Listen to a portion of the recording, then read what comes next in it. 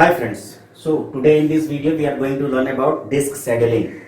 So in disk organization और disk management ये topic है डिस्क शेड्यूलिंग। और ये डिस्क शेड्यूलिंग क्या होता है उसको समझने से पहले हम लोग कुछ टर्मिनोलॉजी समझते हैं और डिस्क के बारे में समझते हैं। तो जैसा कि आपने हार्ड डिस्क या किसी भी डिस्क का अगर आर्किटेक्चर देखा है या समझा है, तो let suppose we have a hard disk and यहाँ पे ये सारे क्या कहलाते हैं, प्लेटर्स कहलाते हैं। ये भी प्लेटर है। So there are 3 platters and platter के इस साइड भी और प्लेटर के इस साइड भी बोथ साइड रिकॉर्डिंग होती है। ये हमारा रोटेशनल आर्म कहलाता है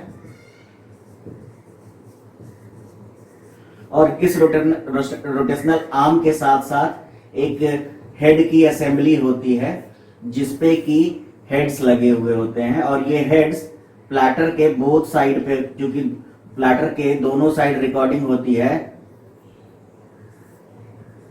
प्लेटर के बोथ साइड जो रिकॉर्डिंग होती है, तो बोथ साइड रिकॉर्डिंग या रीडिंग का काम होता है। तो ये जो प्लेटर्स होते हैं वो जो हेड्स होते हैं वो प्लेटर्स के बोथ साइड होते हैं। अब यहाँ पे इसको, ये तो आपने पढ़ा है ऑलरेडी, इसके बारे में आप जानते हो। यहाँ पे हमारे पास कुछ टर्मिनोलॉजी है। डिस्क शेड्यूलिंग को समझने से पहले उस टर्मिनोलॉजी को हमें समझना होगा। तो पहला जो टर्मिनोलॉजी है जिसको हम लोग कहते हैं सीक टाइम, दूसरा है लेटेंसी टाइम या इसको हम लोग रोटेशनल लेटेंसी भी कहते हैं। इसको हम लोग रोटेशनल लेटेंसी के भी नाम से जानते हैं। और तीसरा है डिस्क बैंडविड्थ। तो ये सीक टाइम, रोटेशनल लेटेंसी और डिस्क बैंडविड्थ क्या है, तो जैसा कि हम जानते हैं कि कोई भी डेटा को अगर हमें रीड या राइट करना है, एक्सेस करना है अगर डिस्क से, तो चूंकि डिस्क क्या होता है वो घूमता रहता है, वो रोटेट करता रहता है एक आर्म पे। तो ये एक रोटेशनल आर्म है, इस पे ये सारे के सारे डिस्क क्या कर रहे हैं, रोटेट कर रहे हैं। और ये जो हेड की असेंबली है वो मूवमेंट कर सकता है 45 डिग्री तक। यानी ये इसका मूवमेंट अगर देखा जाए तो ये यहां से यहां तक मूव कर सकता है। दिस पर्टिकुलर, ये हमारा सेंटर है और ये आर्म की असेंबली है और ये क्या कर सकता है, यहां से लेके यहां तक मूव कर सकता है फ्रॉम दिस। और हमें पता है कि डिस्क में क्या होते हैं, ट्रैक्स होते हैं और हर ट्रैक में क्या होता है, पाइसेप्ड एरिया जो होता है वो क्या कहलाता है, सेक्टर कहलाता है। तो जब ये जो आर्म है वो बेसिकली मूव कर सकता है यहां से यहां तक। तो सबसे पहले क्या होता है कि इस हेड का पोजीशन प्रॉपर ट्रैक पे होना हो। तो ये मान लो कि ये ट्रैक नंबर, ट्रैक 0, 1, 2, 3 इस तरीके से सारे ट्रैक्स है।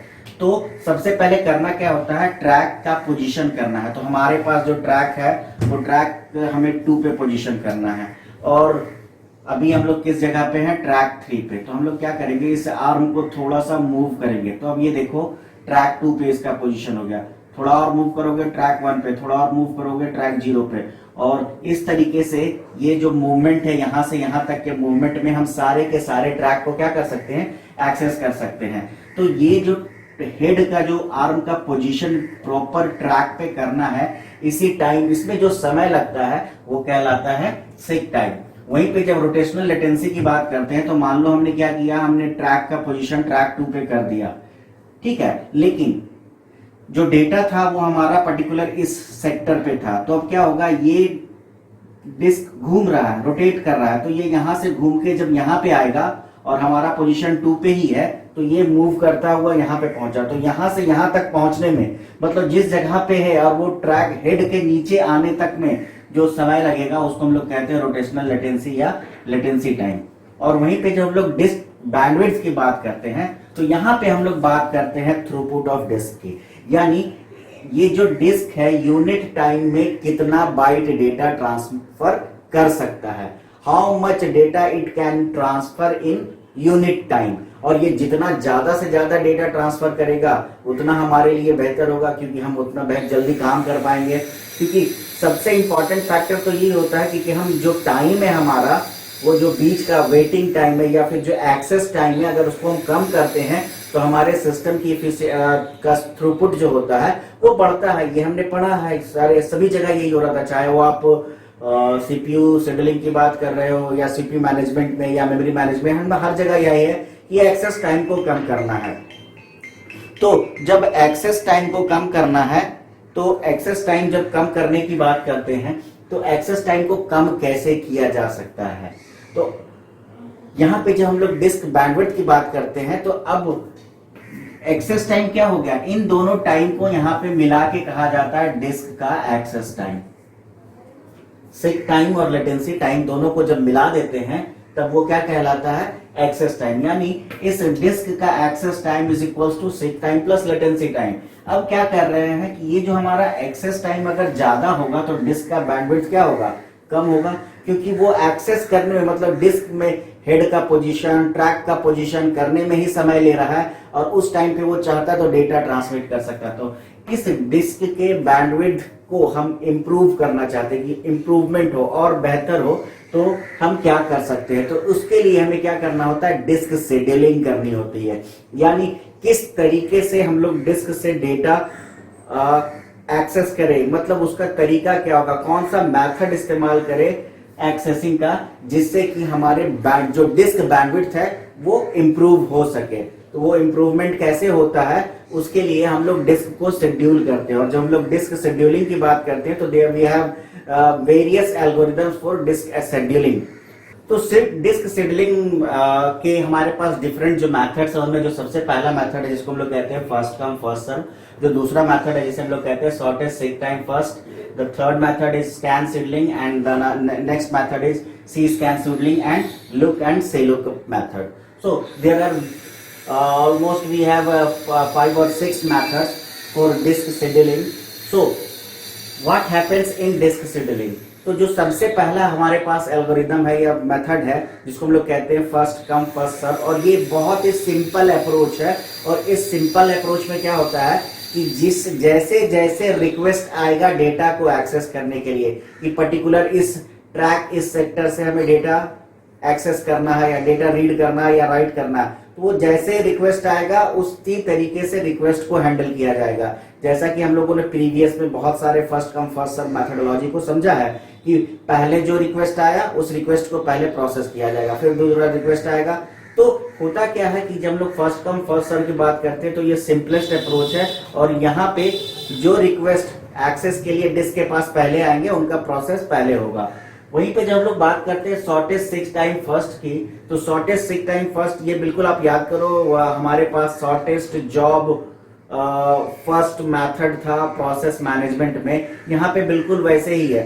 शॉर्टेस्ट सीक टाइम फर्स्ट कहने का क्या मतलब है, यहाँ पे ये जो एल्गोरिदम वो कैसे काम करता है, तो ये एल्गोरिदम काम करता है इस तरीके से कि अभी जो हेड का पोजीशन है, जिस जगह पे भी हेड की पोजीशन है उससे जो सबसे नजदीक का रिक्वेस्ट होगा, जहां पे हेड का पोजीशन है उससे सबसे नजदीक का जो रिक्वेस्ट होगा, मतलब वहां से वहां तक पहुंचने में सबसे कम समय लगेगा, शॉर्टेस्ट सीक सबसे कम समय लगेगा, तो उस रिक्वेस्ट को फिर हैंडल किया जाएगा। फिर उस पोजीशन पे पहुंच के देखा जाएगा इससे सबसे नजदीक का रिक्वेस्ट कौन है, और फर्दर इसी तरीके से वो चलता रहेगा। तो यहाँ पे बात ये होगी, जब हम लोग फर्स्ट कम फर्स्ट सर्व की बात करते हैं तो हमें यहाँ कोई क्यू मेंटेन नहीं करना होगा। क्यों? क्योंकि जैसे रिक्वेस्ट आ रहे हैं वो उसको प्रोसेस करता जा रहा है। लेकिन जब शॉर्टेस्ट सीक टाइम फर्स्ट की बात करते हैं तो यहाँ पे हमें क्या करना होता है, एक क्यू मेंटेन करना होता है, तभी तो हमें पता चल सकेगा। कंपैरिजन कैसे करेंगे कि किसका सीक टाइम कम है या किसका सीक टाइम ज्यादा है। So that's why here we also maintain a queue, कि जितने भी रिक्वेस्ट आएंगे उनको एक क्यू में रखते जाएंगे और जो सबसे स्मॉलेस्ट सीक टाइम का रिक्वेस्ट होगा उसी को एक्सेस किया जाएगा इसी तरीके से। तो प्रॉब्लम यहाँ पे भी है क्योंकि मान लो कोई एक रिक्वेस्ट बहुत पहले आया है लेकिन उसका सीक टाइम लंबा था, तो उस कितनी देर तक वेट करेगा। तो सेम प्रॉब्लम जो हमारे पास था शॉर्टेस्ट जॉब फर्स्ट प्रॉब्लम के साथ, वही प्रॉब्लम यहाँ पे शॉर्टेस्ट सीक टाइम फर्स्ट के साथ है। इसके अलावा हमारे पास एक और एल्गोरिदम है डिस्क शेड्यूलिंग के लिए जिसको हम लोग कहते हैं स्कैन शेड्यूलिंग। स्कैन शेड्यूलिंग कैसे काम करता है, तो स्कैन शेड्यूलिंग का सिंपल मीनिंग होता है इट स्कैन्स द डिस्क। ये क्या करता है, डिस्क के एक छोर से स्टार्टिंग फ्रॉम वन एंड ये क्या करेगा दूसरे एंड तक जाएगा, और इस बीच में उसको जितने सारे रिक्वेस्ट मिलते जाएंगे उन रिक्वेस्ट को क्या करता जाएगा, डील करता जाएगा।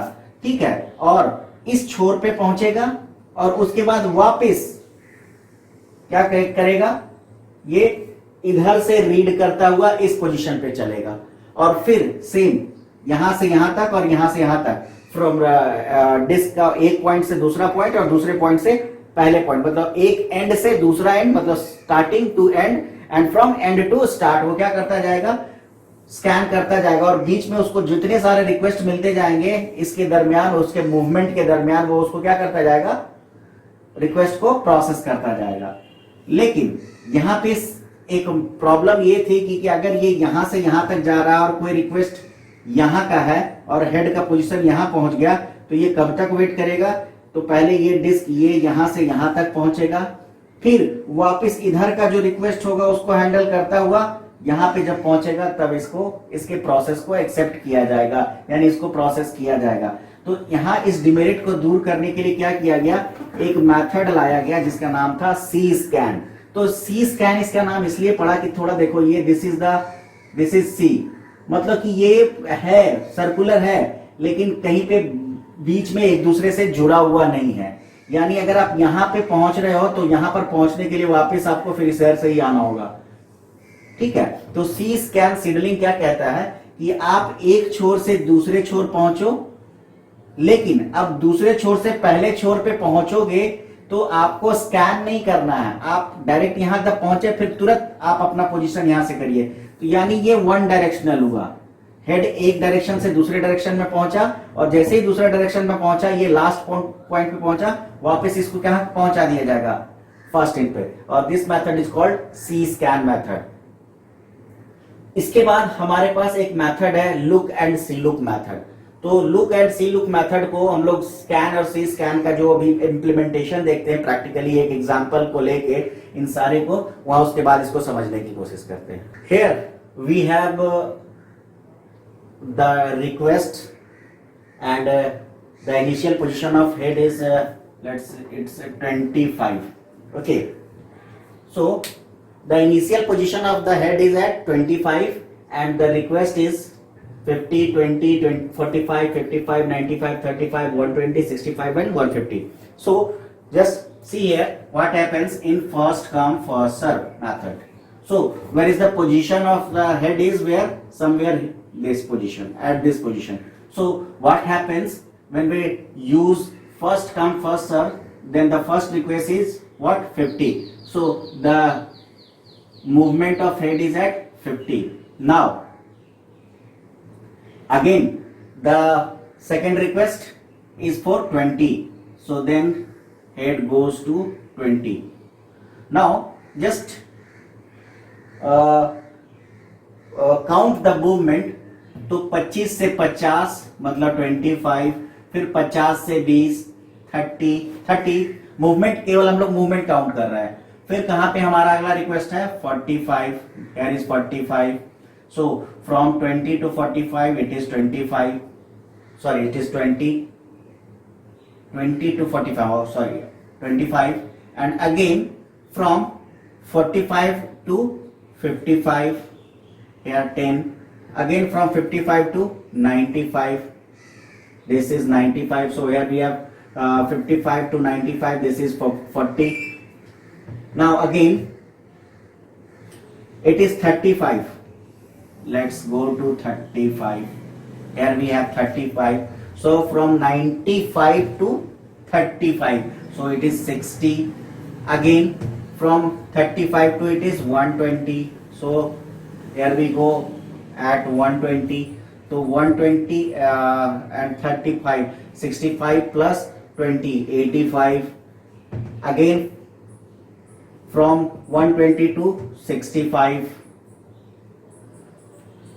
120 to 65, here we have, that means 55, and again 65 to 150, so what we have 35 and 50, 85. So count this rotation, how much time it will take. So just add this 25, 30, 25, 10, 40, 60, 85, 55 and 85. This much time, the total access time according to these requests in first come first serve. अब हम लोग जब बात करें shortest seek time first से क्या फायदा होगा, फर्स्ट कम फर्स्ट सर्व को अगर कंपेयर करें शॉर्टेस्ट सीक टाइम फर्स्ट से, तो इसी चार्ट को, ये जो हमारा है, इसको चेंज करते हैं। So now we have initial position of the disk is ahead is 25. Now we have a queue. So from 25, which one is the shortest? Then 20. So come to 20. This is 5. Again, from 20, which number is shortest? 35. From 20 to here we go 35. It is 10. From 35, which is the nearest or shortest? It is 45. So here we go 45. Again 35 to 45, 10. Again, what is the next nearest? 55. 10. Again 10. Again, which is the nearest from 55? It is 65. Again we have 10. From 65, which is nearest? Oh, हमने एक छोड़ दिया है 50. From 45 to it is 50 the nearest. So we have 50. Again 55. It is 40 to 50, 45 to 55, and again 5. And from 65, which is nearest? From 65, which one is nearest? Then it is 95. So just go to 95. Here we have 95. From 95, which is nearest? So it is 120. And from 120, which is nearest? Then 150. तो इस तरीके से अगर आप इसका movement अगर count करोगे तो आपको पता चलेगा कि यहाँ पे ये उससे काफी कम टाइम लेके आपके पूरे के पूरे रिक्वेस्ट को क्या कर रहा है? हैंडल कर रहा है. So this is shortest seek time first method. Now we have the next method which is known as scan scheduling. So scan scheduling what happens? अब स्कैन शेड्यूलिंग में क्या हो रहा है कि वो एक तरफ से स्टार्ट कर रहा है. सो now we just change the head, the position of head. So with the position of head is now we have 50. थोड़ा सा कॉम्प्लिकेशन लाने की कोशिश कर रहे हैं कि इन रिक्वेस्ट में. तो हमारा हेड का पोजीशन अभी क्या था? 50. तो अब क्या होगा? ये एक तरफ स्कैन करना शुरू करेगा. तो जब ये एक तरफ स्कैन करना शुरू करेगा 50 से, तो बीच में जितने सारे रिक्वेस्ट आएंगे, 50 के बाद कौन सा रिक्वेस्ट आ सकता है? तो हमारे पास 65 है. ये 65 आया. फिर 65 के बाद नेक्स्ट कौन सा? 50 के बाद 55 है ना. We have 55 somewhere. Again we have 65, 50, 55, 65. Now what? 95, again 120, again 150. और अब ये क्या करेगा? इस साइड से रिक्वेस्ट को हैंडल करना शुरू करेगा. तो इस दरमियान बीच में अगर कोई रिक्वेस्ट आ जाएगा तो उसको हैंडल करेगा. तो अब क्या होगा? जब ये इधर मूव कर रहा है तो हमारे पास क्या है? यहाँ 50 के बाद 45 है कहीं पे. फिर 45 के बाद हमारे पास क्या है? 35 है कहीं पे. फिर क्या है? 20 है कहीं पे. अब ये क्या करेगा? यहीं पे रुकेगा नहीं, ये 0 तक जाएगा और फिर यहां से शुरू करेगा और यहां तक जाएगा. This is called scan scheduling. This is called scan scheduling. तो अब देखो C scan scheduling क्या क्यों आया, उसके पीछे का कारण है. जब ये स्कैन शेड्यूलिंग चल रहा था तो यहाँ कहा गया कि एक छोर से जाइए रीड करते हुए सारे रिक्वेस्ट को, और फिर दूसरे छोर से भी आइए तो रिक्वेस्ट को रीड करते ही आइए. यानी इस 45 और 35 और 20 को कितना ये सारा जो टाइम लग रहा है ये क्या है? वेस्ट है. यहाँ पे क्या किया जाएगा? इस टाइम को हम लोग बचा सकते हैं. कैसे बचा सकते हैं? कि ये हेड एक तरफ से इधर गया और अब ये डायरेक्ट अपना पोजीशन क्या करेगा? इस 0 की तरफ करेगा. तो ये स्टार्ट क्या करेगा? 20, 35, 45. तो यहां से यहां तक का जो टाइम है और यहां से यहां तक का टाइम है, कौन सा टाइम कम होगा? ये वाला टाइम कम होगा. तो this is called C scan scheduling. C scan scheduling में क्या होगा? एक तरफ से पूरे के पूरे रिक्वेस्ट को हैंडल किया गया, फिर वापस इधर से आएगा जरूर लेकिन रिक्वेस्ट हैंडल नहीं करेगा. वो डायरेक्ट पोजीशन हेड का क्या होगा? यहाँ पे होगा. हेड डायरेक्टली वहां से यहाँ पे पहुंचेगा और फिर से इधर से ही स्कैन करना शुरू करेगा. So this is called C scan scheduling. Now again we have the another method which is known as lookup method, look and C look method. ये मेथड्स क्या होते हैं? तो इसमें कहा जाता है कि अभी आप देख रहे थे कि ये 20 हमारा लास्ट रिकॉर्ड था, लेकिन वो क्या कर रहा था, जीरो पर आ रहा था, फिर 20 तक पहुंच रहा था। तो लुकअप मेथड कहता है सी, ये लुकअप जो है वो कंपेयर करेंगे हम लोग स्कैन से। तो जो स्टार्टिंग होगा जहां से और जो एंड होगा वहीं तक मूवमेंट होगा। मान लो हमारा 140 तक ही होता last request, this is not 150, this is 140, तो ये क्या करता है, हेड 140 तक जाता, जबकि एंड कहां पे हो रहा है, 150 पे। लेकिन 140 से 150 तक के बीच में कोई रिक्वेस्ट नहीं है, तो वो क्या करेगा, यहीं से घूमना शुरू कर देगा। और फिर मान लो इधर का लास्ट रिक्वेस्ट 20 ही था, तो ये जीरो तक नहीं जाएगा, ये क्या करेगा, 20 से फिर इधर से आना शुरू करेगा। स्कैन सिबलिंग की बात कर रहे हैं, ये थोड़ा सा मॉडिफिकेशन किया गया, तब ये कहलाता है लुकअप। और सी लुकअप में वही होगा कि एक तरफ से जाएगा और दूसरी तरफ से स्कैन नहीं करेगा, इधर का जो लास्ट रिकॉर्ड होगा वहां तक जाएगा और फिर इनिशियल पोजीशन पे आएगा और वही कंडीशन चलता रहेगा। So this is all about the disk scheduling and all the algorithms और मेथड्स इन डिस्क शेड्यूलिंग। इस वीडियो में इतना ही, थैंक यू।